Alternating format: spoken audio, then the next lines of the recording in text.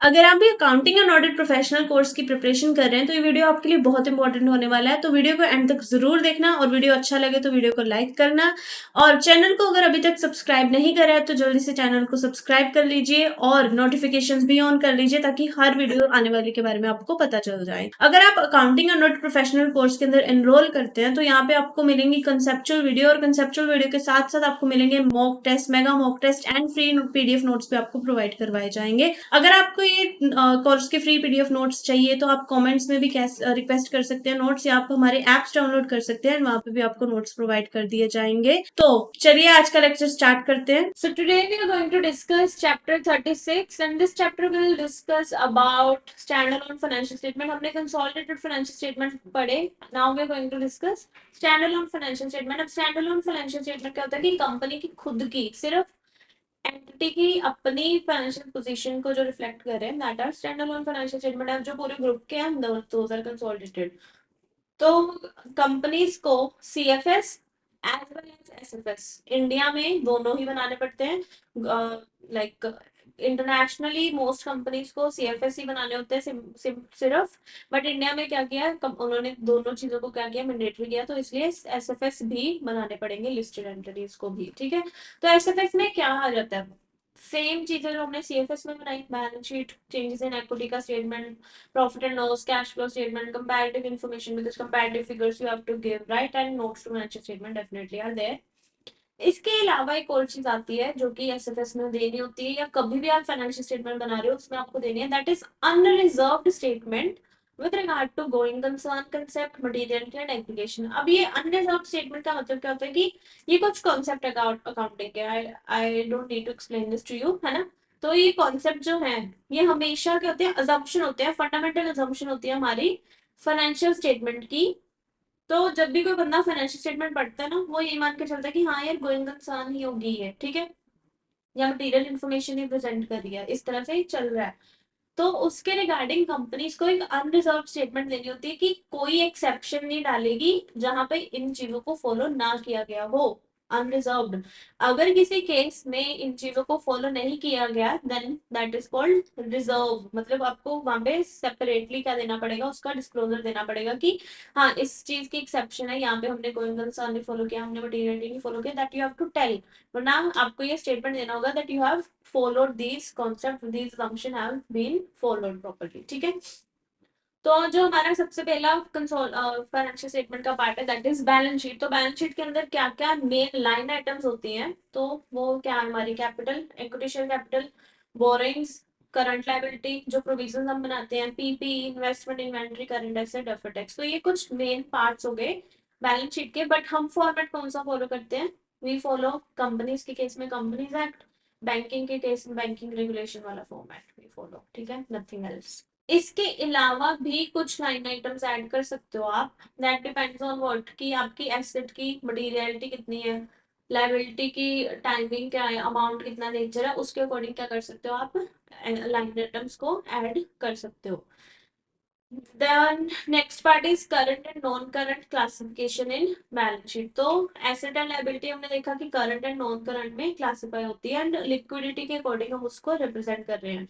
तो ये classify किस basis पे होता है, तो सबसे पहले आता है current asset। current asset कब, किसी भी asset को current हम कब कब बोलेंगे, जब सबसे पहली चीज हमारे दिमाग में आती है कि 12 महीने से अंदर अंदर वो क्या हो जाएगी, रियलाइज हो जाएगी। सबसे पहला पॉइंट यही होता है। Then cash and cash equivalents हमारे हमेशा क्या होते हैं, करंट होते हैं। इसके अलावा अगर कोई चीज को ट्रेडिंग के लिए रखा होता है that is also current asset, because trading का मतलब हम उसको कभी भी सेल कर देंगे, तो वो भी हमारे क्या हो गया, करंट। इसके अलावा कोई भी एसेट जो हमारी नॉर्मल ऑपरेटिंग साइकिल में रियलाइज होने वाली होती है, नॉर्मल ऑपरेटिंग साइकिल देख लेते हैं क्या होता है। तो वहां अगर इन चारों में से कोई भी कंडीशन मीट होती है तो वो एसेट क्या हो जाएगी, करंट हो जाएगी। इसके अलावा सारे एसेट क्या हो जाएंगी, नॉन करंट हो जाएंगी। तो क्लासिफिकेशन इस बेसिस पे करते हैं।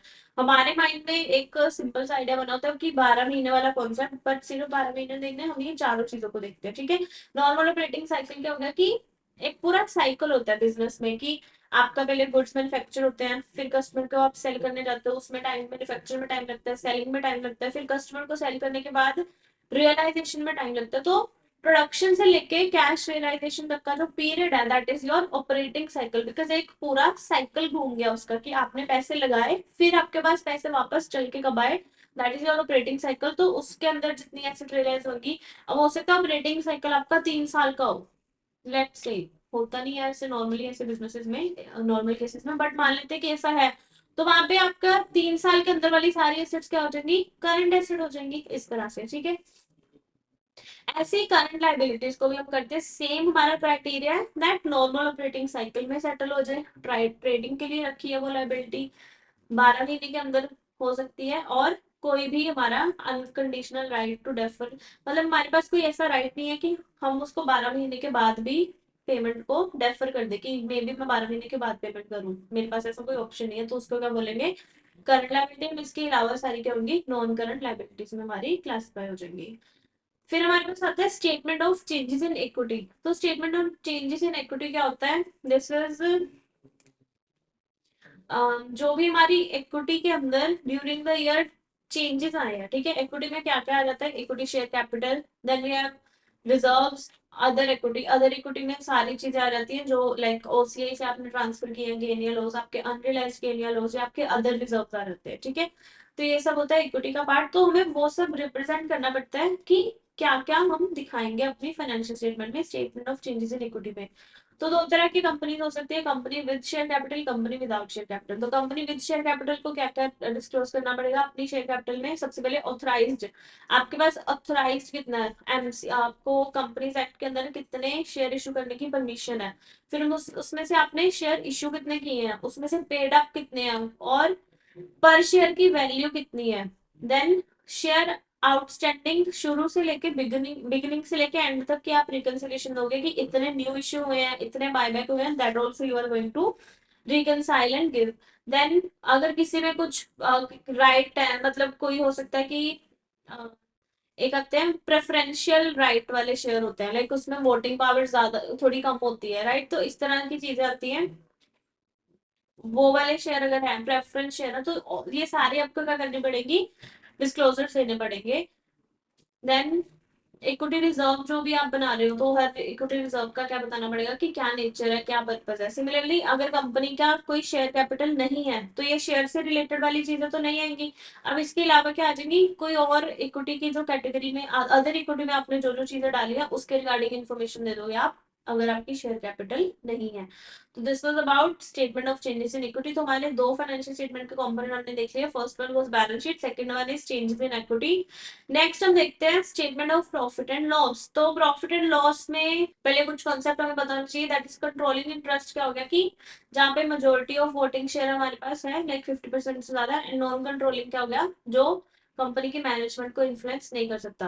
अब पीएनएल में भी हमारी लाइन आइटम्स ये हो सकती है मेजरली, जो कि आप देख सकते हो इन्होंने दिया है, revenue, finance cost and everything, ठीक है। नाउ इक्विटी मेथड की बात कर लेते हैं कि कुछ अकाउंटिंग जो होती है, कुछ इन्वेस्टमेंट्स की अकाउंटिंग हम इस तरह से करते हैं जो कि हमारी नॉन कंट्रोलिंग वाली इन्वेस्टमेंट्स होती है, ठीक है। यहाँ पे हमने लिखा ना कि एक तो हो गया कंट्रोलिंग इंटरेस्ट, एक हो गया नॉन कंट्रोलिंग इंटरेस्ट। तो जो हमारी एंटिटीज हैं जहाँ पे हमारा कंट्रोल नहीं है, राइट, जहाँ पे हमारा कंट्रोल है वहां पे तो हम क्या करते हैं, वहां पे हम कंसोलिडेटेड फाइनेंशियल स्टेटमेंट बनाते हैं, बट जहाँ पे हमारा कंट्रोल नहीं है वहां पे हम क्या करते हैं, इक्विटी मेथड को फॉलो करते हैं। और इसके अंदर हम क्या करते हैं कि जो भी हमारी इन्वेस्टमेंट है एंटिटी में, उस कंपनी ने अपनी जितना प्रॉफिट एंड लॉस डिक्लेयर करा है, जितनी एसेट्स बनाई है, उसमें हम अपना वाला पार्ट ले लेते हैं। जैसे अगर मेरी किसी कंपनी में 25% वोटिंग पावर है, मेरी 25% वोटिंग पावर है किसी कंपनी में, और 25% voting power in a company, and उस कंपनी ने ड्यूरिंग द ईयर 100 करोड़ का प्रॉफिट लिया है, तो मैं क्या करूंगी, उसका 25% जो मेरा शेयर है वो अपनी बुक्स में रिकॉग्नाइज कर लूंगी। This is the equity method of accounting. तो इस तरह से जो भी हमारी इनकम होती है उसको भी हम पीएनएल के अंदर दिखाते हैं, इक्विटी मेथड के अंदर वाली को, गॉट इट, इन्वेस्टमेंट की इनकम को। Next we have other comprehensive income. तो इंडियस के अंदर हमारी पीएनएल स्टेटमेंट के दो पार्ट होते हैं, हमारी इनकम स्टेटमेंट के दो पार्ट होते हैं। First one is income statement हम बनाते हैं, ठीक है। तो सबसे पहले आ जाता है पीएनएल, जो हमें नॉर्मली पता है, जो हमने ऊपर देख लिया। फिर आता है अदर कॉम्प्रिहेंसिव इनकम। अब अदर कॉम्प्रिहेंसिव इनकम क्या होता है ना कि बिजनेस को दो तरह की इनकम होती है, एक होती है रियलाइज्ड, एक होती है अनरियलाइज्ड इनकम। Got it? हमें अपनी इनकम स्टेटमेंट में तो क्या करना है, पूरी इनकम ही दिखानी है कि चाहे रियलाइज हो चाहे ना रियलाइज हो, हम अपने ओनर्स को दिखाना चाहते हैं कि इतनी इनकम हमने की है। बट उसमें से थोड़ा सा बेटर व्यू देने के लिए हम क्या कर देंगे, सेपरेट कर देंगे कि जो एक्चुअली रियलाइज्ड है, जो हमें इनकम एक्चुअली हो चुकी है, उसको हम पीएनएल के अंदर दिखा देंगे। एंड जो अनरियलाइज्ड वाला पार्ट है, ठीक है, वो काम पे आ जाएगा, अदर कॉम्प्रिहेंसिव इनकम क्या आ जाएगा अंदर। एंड इन दोनों का टोटल हमारा क्या हो जाएगा, टोटल कॉम्प्रिहेंसिव इनकम, जो बिजनेस की एक्चुअल टोटल इनकम है। तो this is called other comprehensive income. ठीक है, कॉम्प्रिहेंसिव इनकम क्या मतलब, कॉम्प्रिहेंसिव इनकम क्या होगा कि पूरी टोटल इनकम, उसको हमने दो पार्ट में डिवाइड कर दिया, रियलाइज्ड अनरियलाइज्ड। ठीक है, तो इस तरह से दो स्टेटमेंट हमारी बनती है इंडेक्स के अंदर। तो इंडेक्स जो है इसीलिए बेटर, लाइक काफी एक वास्ट प्रेजेंटेशन करता है, काफी सब्सटेंस में जाके उसने फाइनेंशियल स्टेटमेंट का प्रेजेंटेशन चेंज किया है इंडेक्स ने। ठीक है, तो अदर कॉम्प्रिहेंसिव की डेफिनेशन क्या है, क्या क्या आता है, revenue, expenses, gain, loss that are excluded from net income. Why they are excluded? Because they are not realized yet. Okay, they may be realized in the future. These expenses may occur in the future, but relate to this period, इसलिए हम आज दिखा रहे हैं, तो इसलिए other comprehensive income बनाया जाता है। एंड इसको प्रेजेंट कहाँ करते हैं, जब आप इनकम स्टेटमेंट में पीएनएल के अंदर नेट इनकम निकाल लेते हो, फिर उसके बाद आप अदर कॉम्प्रिहेंसिव इनकम के दिखाते हो। और अदर कॉम्प्रिहेंसिव इनकम में की दो तरह की चीजें इंक्लूड होती है इसके अंदर। कुछ चीजें होती है जो अदर कॉम्प्रिहेंसिव इनकम में आई जब वो अनरियलाइज थी, फिर जब वो रियलाइज हुई, फिर हमने उसको क्या किया, पीएनएल में ट्रांसफर कर दिया और वो हमारी इनकम बन गई। दूसरा पार्ट होता है कि वो इनकम जो हमारी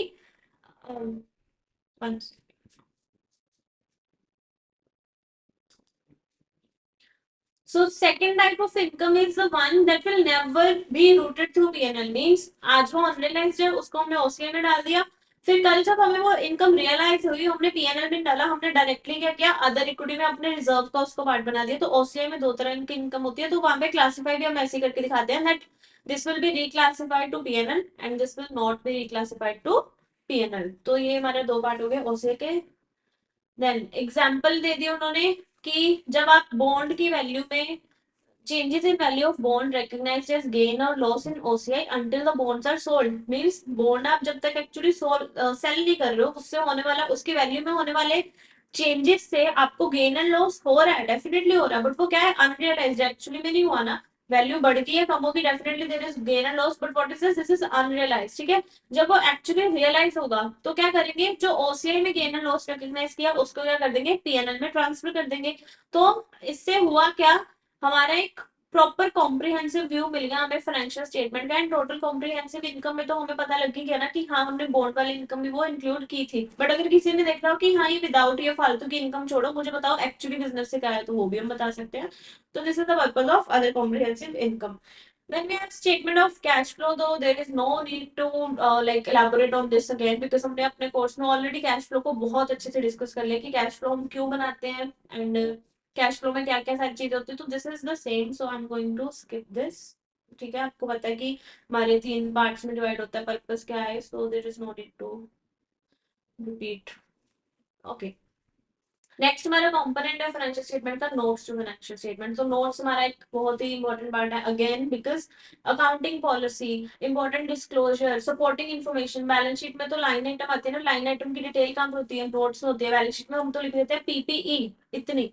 अब वो पीपीई में क्या क्या है, कितनी बिल्डिंग है, कितनी मशीनरी है, कितनी आपकी और एसेट्स हैं, like it could be anything, right. आपकी मशीनरी हो सकती है, आपकी एडमिनिस्ट्रेशन की बिल्डिंग हो सकती है, आपका फर्नीचर हो सकता है, आपकी इक्विपमेंट्स हो सकते हैं। वो सारी डिटेल कहाँ पे आएगी, वो नोट्स में होगी। तो इट प्रोवाइड मोर इन्फॉर्मेशन, हमें बताते हैं कि फाइनेंशियल स्टेटमेंट बनाई किस तरह से हुई है। इंपॉर्टेंट इन्फॉर्मेशन जो बैलेंस शीट पीएनएल में या कहीं और हमें नहीं दिखती बट आपको बतानी जरूरी थी, वो हम कहाँ बता सकते हैं, नोट्स में बता सकते हैं।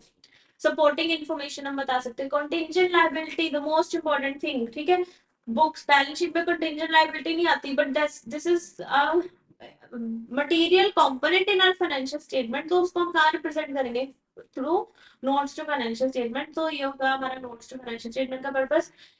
Last we have comparative information that this is mandatory in companies act also, या आपके बैंकिंग रेगुलेशन में भी अगर आप बैलेंस शीट बनाते हो, एंड इंडेस में भी उन्होंने बोला कि whenever you are going to prepare balance sheets or financial statement, you have to give comparative information of all the information that you're providing. Means अगर मैं बैलेंस शीट दे रही हूँ तो बैलेंस शीट के फेस पे मैं अपना करंट ईयर और प्रीवियस ईयर, चाहे मैं क्वार्टरली बना रही तो करंट क्वार्टर प्रीवियस क्वार्टर, मैं साथ में कंपैरेटिव डेटा दूंगी अपने यूजर्स को। तो सिमिलरली अगर मैं नोट्स टू फाइनेंशियल स्टेटमेंट बना रही तो वहां पे मैं क्या करूंगी, comparative information I am going to provide them. ठीक है, तो ये हो गया हमारा comparative information, and with this our topic standalone financial statement is also over. अगर आपको ये वीडियो अच्छी लगी हो तो इसको जल्दी से रेट कर दीजिए आउट ऑफ 10 एंड हमारे कोर्स में जल्दी से एनरोल कर लीजिए ताकि आप इसी तरह की वीडियो से अच्छे से पढ़ सकें एंड अपने एग्जाम्स को पहली बार में ही क्लियर कर लें। और आप हमारे एंड्रॉइड एप्लीकेशंस भी डाउनलोड कर सकते हैं जो कि है IIBF learning centre, and iOS users के लिए माई इंस्टीट्यूट ऐप भी डाउनलोड कर सकते हैं एंड कोर्सेज में एनरोल कर सकते हैं। इसी तरह की अमेजिंग वीडियो से आप अपने कोर्स की तैयारी कर सकते हैं। Thank you so much.